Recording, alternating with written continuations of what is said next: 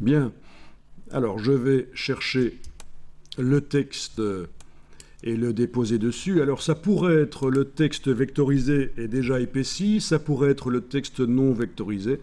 Je vais essayer avec la version vectorisée. Donc j'ai cliqué à côté, rien n'est sélectionné. Je clique avec la flèche noire sur n'importe quel caractère. Vu qu'ils sont dans un groupe, tout se sélectionne. Mais oui, ils sont dans un groupe parce que la vectorisation du texte nous a créé un groupe, il nous a tout mis dans un groupe. Je vous rappelle que quand il y a le signe inférieur et supérieur, ça veut dire que c'est Illustrator qui a fait la chose pour vous, et donc ce groupe, c'est pas vous qui l'avez fait, c'est Illustrator qui l'a fait pour vous. Bien, donc, superposer. Mais sauf que, vu qu'il a été fait avant, il se met derrière. Donc, il faut faire menu Objet, Disposition, Premier plan. Objet, Disposition, Premier plan. Voilà, il arrive au premier plan. Super. Voilà, et vous le positionnez.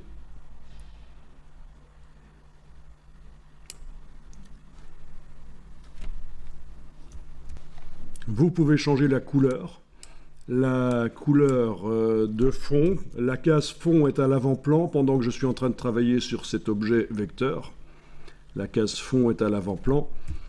Donc je vais dans la palette nuancier. Nuancier.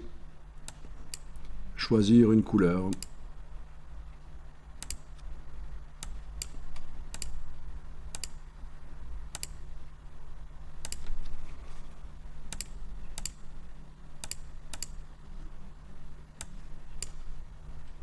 Voilà, voilà. Intéressant. Intéressant, mais pas très dynamique. Ça veut dire pas modifiable vraiment.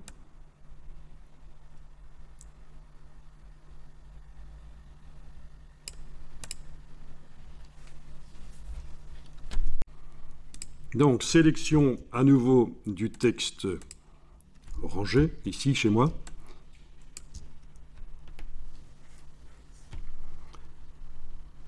Je vais mettre une ombre en dessous. Pour bien voir ce que je vais faire, j'ai la possibilité de demander affichage, masquer le contour de sélection. Comme ça, tous ces petits points qui indiquent ce qui est sélectionné ne seront plus visibles, même si l'objet est sélectionné.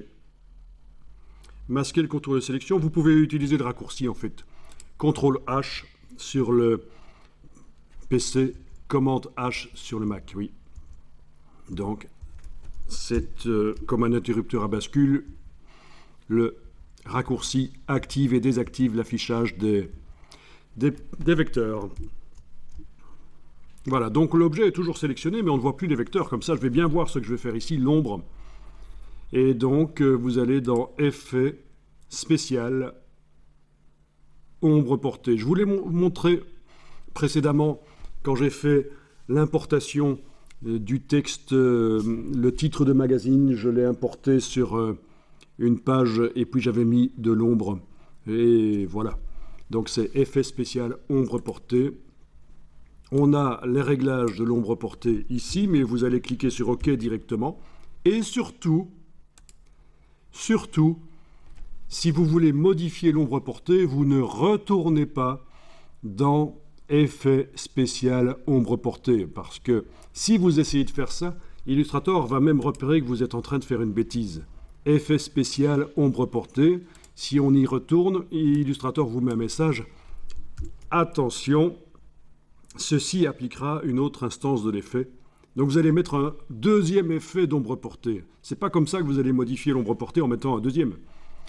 Donc vous annulez dans ce cas-là si vous avez fait cette erreur de retourner dans le menu. Donc dans Illustrator, pour modifier un effet spécial qu'on met sur un objet, c'est par la palette aspect qu'on va le faire. On va le faire ensemble. Alors, sauf l'effet spécial de décalage qu'on a fait précédemment, qui lui est à l'ancienne, il n'est pas dynamique, il n'est pas modifiable. Une fois qu'il est fait, il est figé.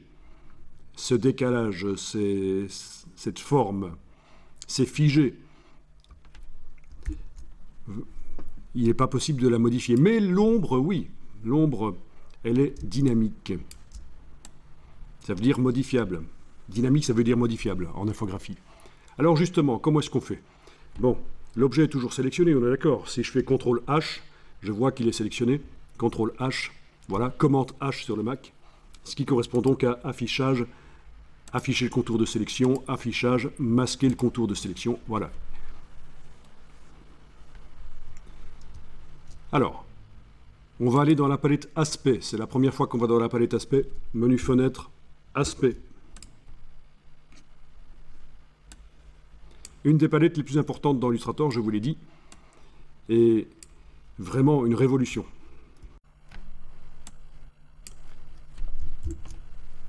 Donc, quand cet objet est sélectionné, vous voyez l'effet spécial ombre portée.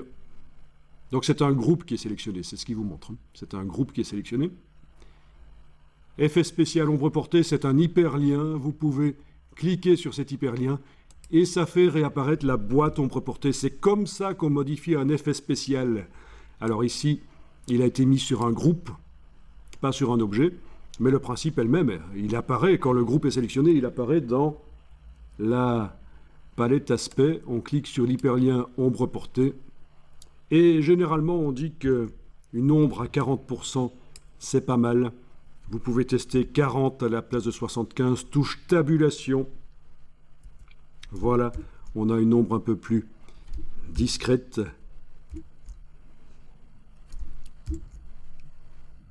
La distance de l'ombre peut être modifiée aussi. En horizontal, le X, en Y, c'est le vertical. Le flou, c'est l'atténuation ici, peut être modifié. OK. Donc vous allez pouvoir, à tout moment, retourner là et modifier les choses. Je vais peut-être un peu augmenter l'opacité quand même dans ce cas-ci. Essayons 60, touche tabulation, voilà. Peut-être diminuer encore l'atténuation, 0,5. Bien. Le décalage peut être aussi 0,5, 0,5 pour obtenir un effet que j'obtiendrai sur un objet. OK. Je vais mettre 1 quand même en Y. Enfin, c'est vous qui voyez. Ça dépend de la dimension de l'objet sur la page aussi, puisqu'on travaille ici en millimètres. Et si l'objet est minuscule sur la page, bien sûr, les valeurs, il faudra faire quelque chose de différent. OK. Et vous pouvez enregistrer